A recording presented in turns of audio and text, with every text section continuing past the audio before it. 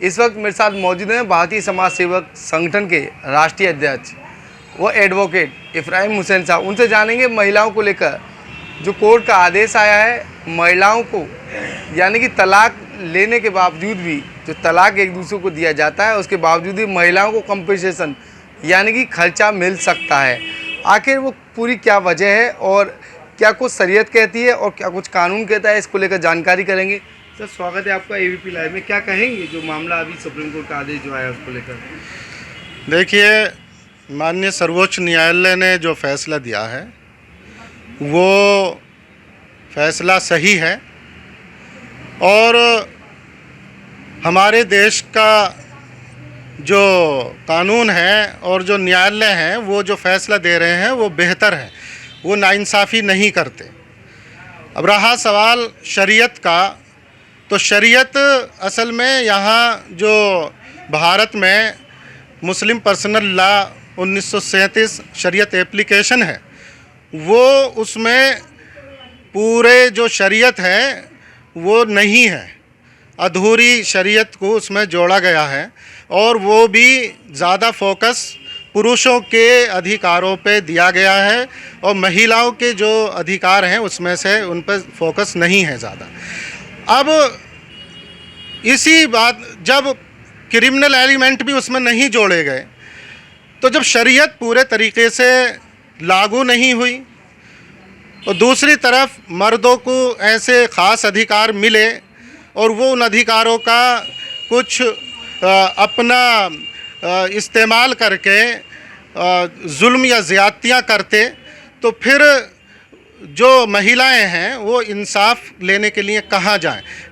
शरीयत पर तो पूरे चल नहीं रहे हैं और ना ही उसे लागू कर रहे हैं। तो दूसरी तरफ ये काम सुप्रीम कोर्ट का है कि वो न्याय करे और सुप्रीम कोर्ट ने जब ये देखा कि ये तो ना तो पूरे तरीके से शरीयत पर ही चल रहे हैं और ना ही पूरे तरीके से फ़ायदा लेने के लिए शरीयत का इस्तेमाल हो रहा है, तो उन्होंने फिर अपने हिसाब से उसमें गुजारा भत्ते की बात रखी है। तो मेरा कहना, अभी पिछले दिनों में हमने माननीय अमित शाह जी के लिए एक लेटर लिखा था, उसमें यही बात हमने रखी थी कि क्रिमिनल एलिमेंट को भी जोड़ दिया जाए, जो कि पूरी शरीयत मुसलमानों के लिए उसमें इम्प्लीमेंट हो और उस पर चलें। तो फिर जब शरीयत के हिसाब से फ़ैसले होंगे और उसे दोनों तरफ से रखा जाएगा तो इस तरह की फिर ज़रूरत नहीं पड़ेगी कि एक महिला को इस तरीके से परेशान होने की और दर दर भटकने की ये ज़रूरत नहीं पड़ेगी अगर पूरे तरीके से शरीयत को फॉलो किया जाएगा।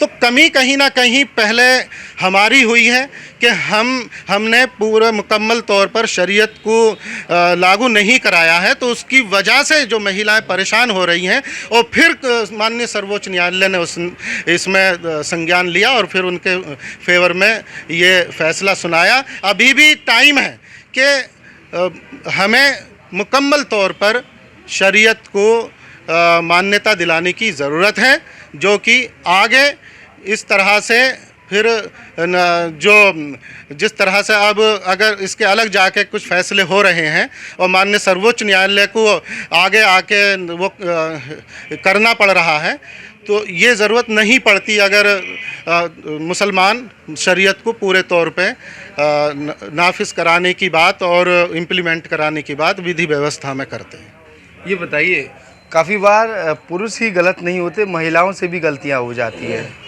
तमाम लोगों का कहना है। लेकिन ये बताइए, सपोज दैट अगर किसी महिला और पुरुष ने रजामंदी से तलाक दे दिया एक दूसरे को, क्या महिला फिर इस हिसाब से क्या आगे पोषण भत्ता ले सकती है? देखिए, तलाक नापसंदीदा अमल है। सबसे ज़्यादा नापसंदीदा अमल जो है वो तलाक है और तलाक कोई हंसी मजाक का खेल नहीं है। तलाक देने से पहले बहुत प्रोसीजर अपनाने की ज़रूरत है और जो प्रोसीजर नहीं अपना रहे वो गलत है। और जहाँ तलाक की ज़रूरत ऐसी अगर कोई समझी जा रही है तो उसमें पहले जो कुरान के ने प्रोसीजर दिया है उसे अपना कर ही तलाक दिया जाए, तब बेहतर है। वरना इस तरह के तलाक अगर जिस तरह से दोनों पक्ष देने की कोशिश करते हैं या हुए हैं, तो उसमें तो दोनों तरफ से ही नुकसान होता है, चाहे महिला हो चाहे पुरुष हो, और नुकसान देखते आ रहे हैं। लगातार तलाक के मामले बढ़ रहे हैं। जब से 3 तलाक की बात आई, कानून बना, कानून लागू हुआ, लेकिन जो 3 तलाक के मामले के बाद जो है कहीं ना कहीं तलाक के मामलों में वृद्धि हुई है। क्या लग रहा है, क्या वजह है?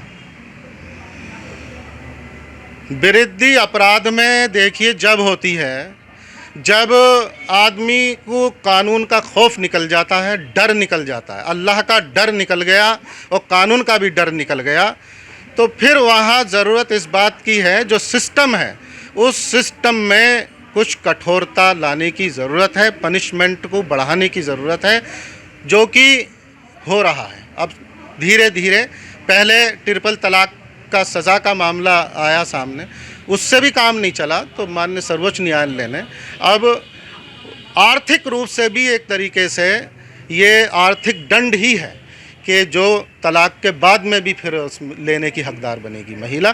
तो इससे हमें उम्मीद है कि तलाक के मामलों में कमी आएगी। दोनों तरफ से अगर दंड होगा, सज़ा होगी, तो क्योंकि कोई भी निडर होकर कोई भी अपराध करता है, अगर डर उसके अंदर होगा और उसे नुकसान पहुंचने की वो होगी कि मुझसे पैसा जाएगा, तो फिर वो उससे डरेगा तलाक देने से। इस मामले से कहीं ना कहीं पुरुष ही दबेंगे, महिलाओं को लेकर कोई भी इस तरीके का कानून नहीं बना है। क्योंकि जब बात अगर महिला और पुरुष की कही जाए, तो इस मामले की अगर बात कही जाए तो लगातार पुरुष ही पीछे जाएंगे इससे, चाहे गलती हो या ना हो।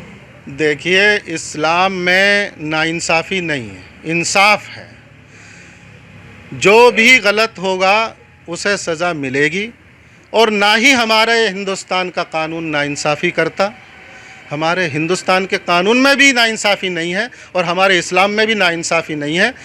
अब चूंकि एक लंबे टाइम से जुल्म ज़्यादतियों के शिकार होती आ रही थी महिलाएं, और अब धीरे धीरे जब सच्चाई सामने आई और ये जानकारी मिली कि शरीयत में भी इतना जुल्म करने की बात नहीं है, क्योंकि शरीयत को तो छिपा के रखा और शरीयत को तो पूरा पेश किया ही नहीं, इस्लाम को तो पूरा पेश किया ही नहीं।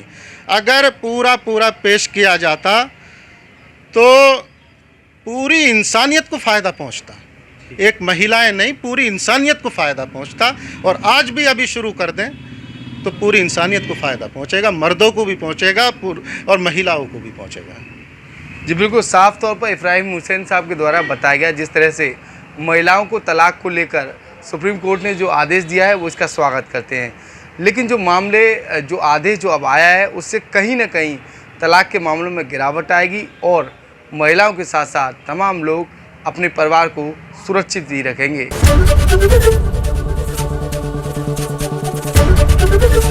एबीपी गंगा, खबर आपकी, जुबान आपकी।